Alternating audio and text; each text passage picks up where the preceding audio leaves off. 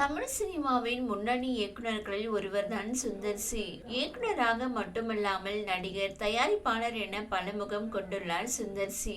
இயக்குனரும் நடிகருமான மணிவண்ணனிடம் உதவி இயக்குநராக பணியாற்றிய சுந்தர் சி முறைமாமன் படத்தின் மூலம் இயக்குநராக அறிமுகமானார். அப்படத்தை பார்த்த அனைவரும் முதல் பட இயக்குனர் இயக்கிய படம் போலேயே இல்லையே, அவ்வளவு நேர்த்தியாக சிறப்பாக இருந்தது என பாராட்டினார்கள். அப்போது துவங்கிய சுந்தர் சியின் வெற்றி பயணம் தற்போது வரை தொடர்ந்து கொண்டே வருகின்றது. தான் ஒரு என்டர்டைனர், பொழுதுபோக்காக படங்களை எடுக்கவே விரும்புகிறேன் என தெல்ல தெளிவாக முடிவெடுத்து அந்த பாதையில் சரியாக பயணித்து வருகின்றார் சுந்தர் சி.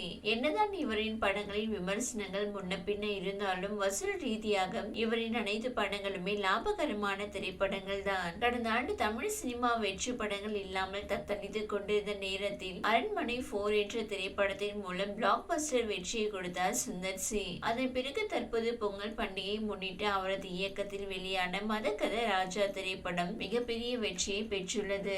இதன் வசூல் நாளுக்கு நாள் அதிகரித்து வருகிறது. இப்படத்தினை மக்களுடன் காண இயக்குனர் சுந்தர் சி திரையரங்குக்கு சென்றார். அப்போது பத்திரிகையாளர்கள் எழுப்பிய கேள்விகளுக்கு அவர் பதிலளித்தார். ரூபாய் 1000 கோடி வசூல் என்றெல்லாம் வாய்விட்டு மாட்டிக்கொள்ள நான் தயாராக இல்லை. படம் நல்லபடியாக செய்து அனைவரையும் சந்தோஷப்படுத்தினால் அதுவே எனக்கு சந்தோஷம். வசூல் எல்லாம் எனது ஏரியா இல்ல.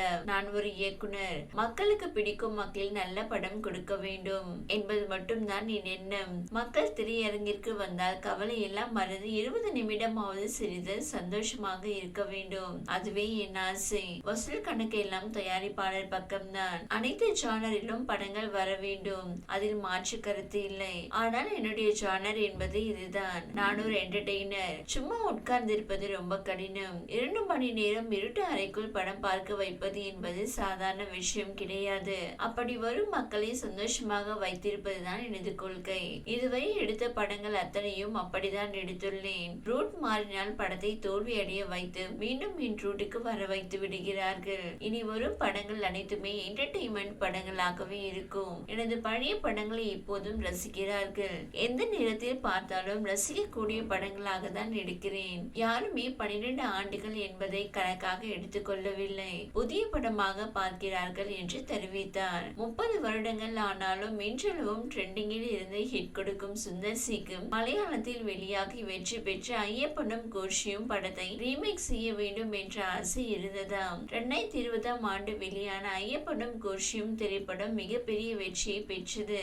அப்படத்தில் பிருத்திவிராஜ் மற்றும் பேச்சு மேனன் நடித்திருந்தனர். மலையாளத்தில் மட்டுமல்லாமல் தமிழிலும் இப்படம் கொண்டாடப்பட்டது. இந்நிலையில் அப்படம் வெளியான சமயத்தில் அதனை தமிழில் ரீமேக் செய்ய ஆசைப்பட்டாராம் சுந்தர் சி. ஆனால் அப்போது அந்த படத்தின் ரைட்ஸை வேறொருவர் வாங்கிவிட்டாராம். அதனால் ஐயப்பனும் கோஷியும் படத்தை தன்னால் ரீமேக் செய்ய முடியவில்லை என்றார் சுந்தர் சி. மேலும் தமிழில் அப்படத்தை ரீமேக் செய்திருந்தால் பிருத்திவிராஜ் ரோலில் கார்த்தியையும், பேச்சு மோகன் ரோலில் சத்யராஜ் அல்லது சரத்குமாரை நடிக்க வைத்தால் நன்றாக இருக்கும் என்றும் சுந்தர் சி தெரிவித்திருந்தார். இதை கேள்விப்பட்ட ரசிகர்கள் ரீமேக் படங்களை விட சுந்தர் சி அவரது ஸ்டைலில் கலகலவென படங்களை எடுத்தாலே சிறப்பாக இருக்கும் என கூறி வருகின்றனர். இந்த வீடியோ உங்களுக்கு பிடித்திருந்தால் லைக் செய்யுங்க. மேலும் இதுபோல் வீடியோ தொடர்ந்து பார்க்க நம்ம ஒரு சேனலை சப்ஸ்கிரைப் மற்றும் ஃபாலோ செய்யுங்க.